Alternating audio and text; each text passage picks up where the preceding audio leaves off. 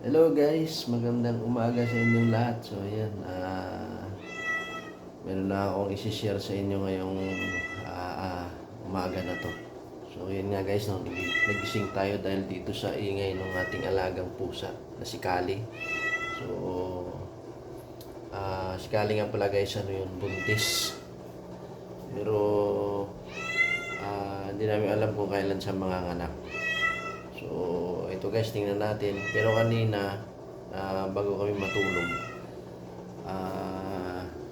pinakawalan ko pa siya. Normal lang yung pag-alagala niya dito kanina sa ano namin, sa loob ng bahay. Ito nga, narinig namin, maingay siya ngayon. So, sisilipin natin kung ano nangyayari sa kanya. So, yung oras natin pala guys, ayan. Ayan na. Ayan ang oras natin ngayon. So, sisilipin natin ngayon kung anong nangyayari sa kanya.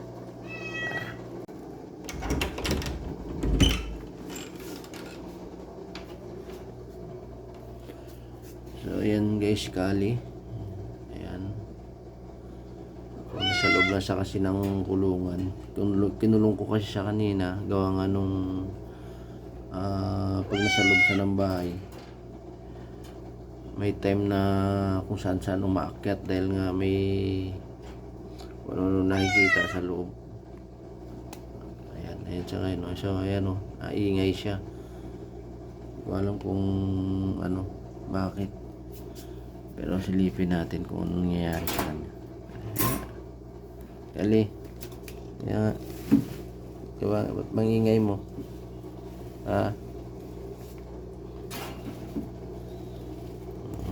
So, naglilibor na nga siguro to. Kaya, silip. Yun. Lumalabas na nga na parang ano sa ari niya. Ayan o, iba na rin yung lakad niya.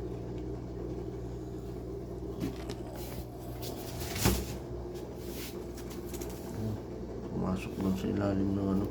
Sa ilalim siya o. Sa ilalim yun na siya pa guys. Ayan. Pero kung anong ginagawa niya doon. Slightan natin. Yun. Nasa na? O, ayan na siya guys o.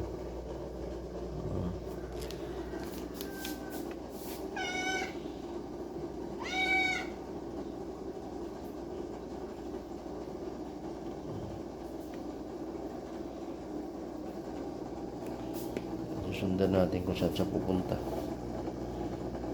Ayan na, ayan siya nagtatago sa loob ng ano. Ganito ba talaga guys mga anak ng pusa? Ayan. Napakaingay.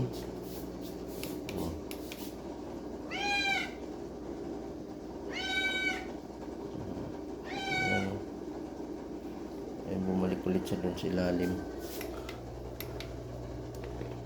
Ayan.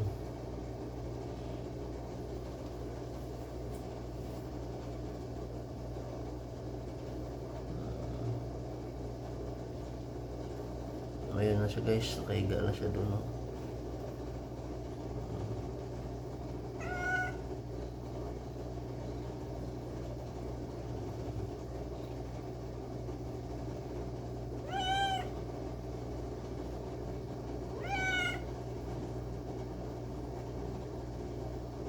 Tsaka ano din, no? Hingal na hingal siya.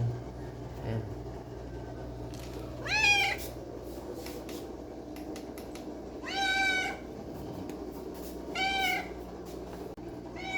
Ayan dito.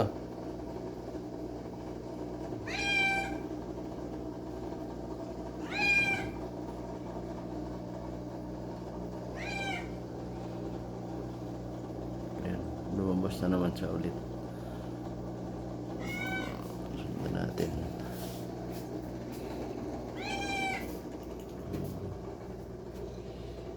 Ayan, dito ka na sa loob ng kulungan mo. Dito ko. Pasok ka na doon. Oh. Doon, pasok ka na doon. Doon ka doon. Ayan.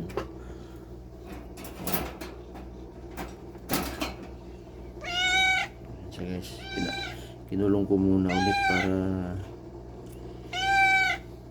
makita natin kung paano siya manganak. Kasi kung doon sa loob naghahanap kasi siya ng sulok, baka mamaya hindi natin makita. Mas maganda na sa loob siya ng kulungan.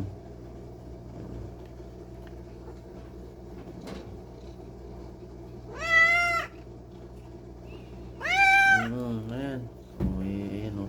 Ano talaga siya, gusto niya lumabas.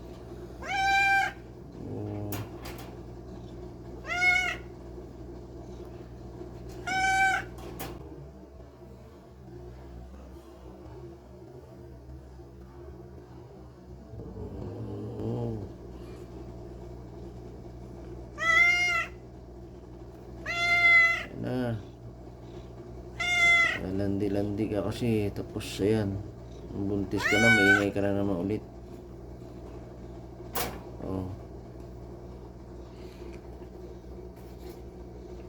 So ayan guys, si Kali guys, ayan nasa ilalim ng ano namin, nasa ilalim ng bigasan. So pinakawalan ko na siya doon sa ano niya, sa kulungan niya, para makahanap siya ng sulok na pwede niyang ano. Kasi pag nandun siya sa may kulungan, hindi siya mapakali, maingay. So andyan siya guys sa ilalim mo. Ayan. Ayan, so habang ano tayo, hinihintay natin kung anong oras lalabas yung anak niya. Init muna ako ng tubig eh. Ayan. Makapagkape na tayo. So guys, ayan nga pala si Mrs. Nagising na rin. Ayan. Bayan. Mga anak na ba? Oo, mga anak na. Ayan si Lali mo.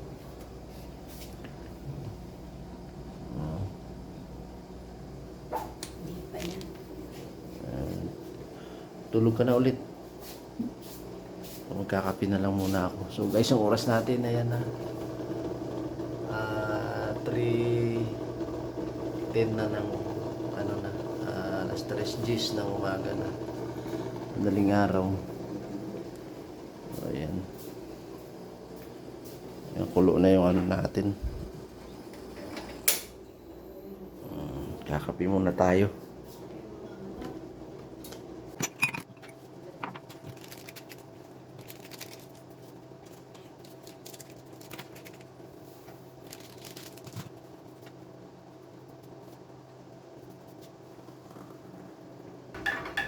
Ngayon guys, nanahimik na siya.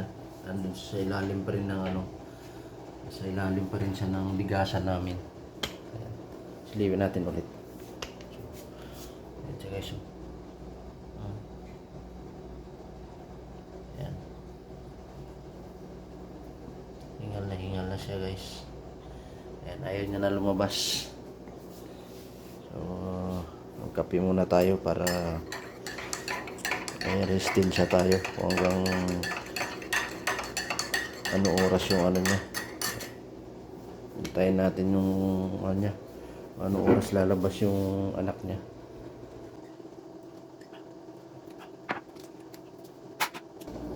So ayan guys, no, ito yung hinanda ko ng planggana na may basahan yung loob para dyan natin ilagay yung ano, mga bibi ni ano ni Kali.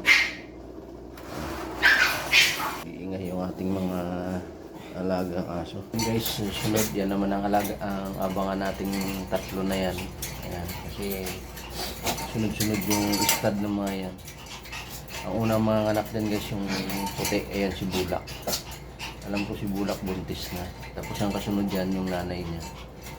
Ayan, pinagsama ko muna silang ano dyan, loob ng kulungan. Kasi ano, kukulit nila. Silipin natin guys si Kali. Kali guys, oh. Hingal-hingal na, oh.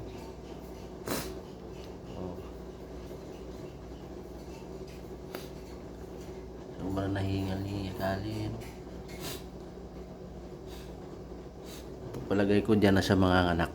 Kasi ano, hindi na siya umalis dyan. Nagustuhan niya na dyan. nagkakalkal, parang aso din pala. Ang aso kasi guys, pagka nanganganak, nagkakalkal din eh. Siya ganun din. Ayan o.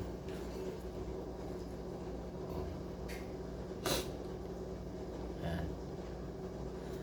So, hintayin na rin natin na lumabas yung anak niya.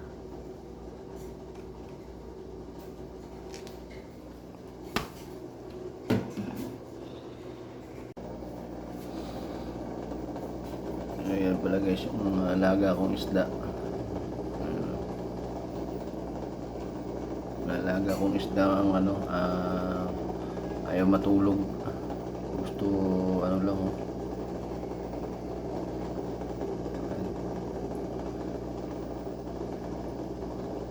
Makukulit din. Higaan na yan oh. Ikali mamaya pagka mayroon na siyang mga baby. Nag-iingay na naman siya. Silip natin.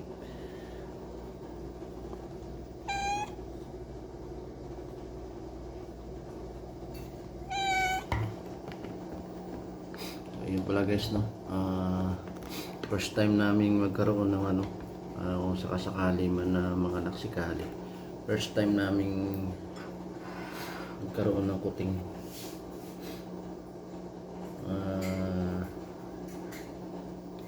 Kuting.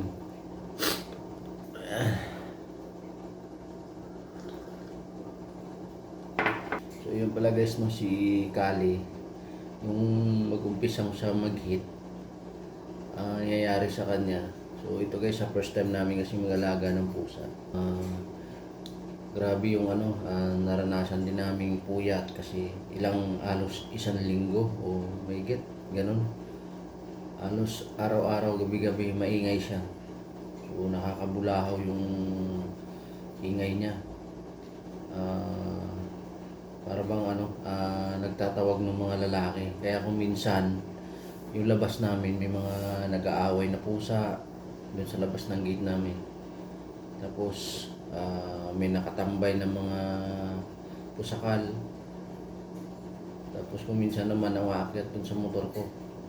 So kung minsan naman guys, si Kali tumatakas. So ginagawa namin nun, sinusundan yan. Tapos pinapauwi namin. Tapos nung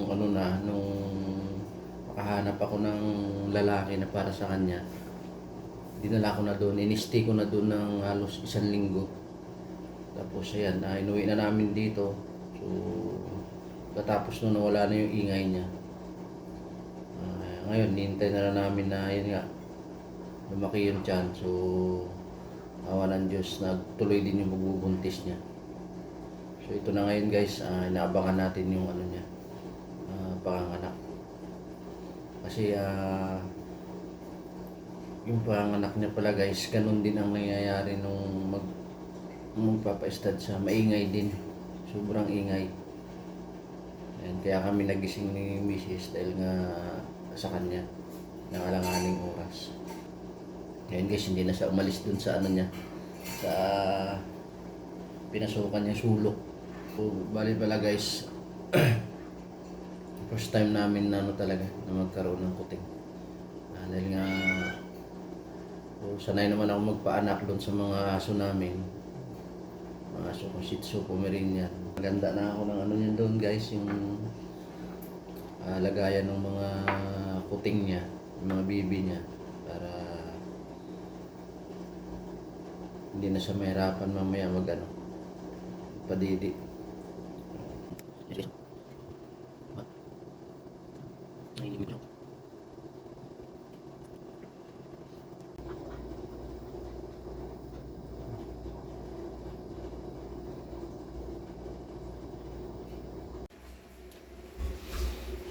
Ayan guys, tumae pa. Lumabas pala siya dun sa sulok na tinataguan niya kanina. So ayan, lumumi pa. So ayan na nga guys, no, abang-abangan na lang natin yung mga anak ni Kali. So baka natin sa next video natin. So yun lang guys, bye bye.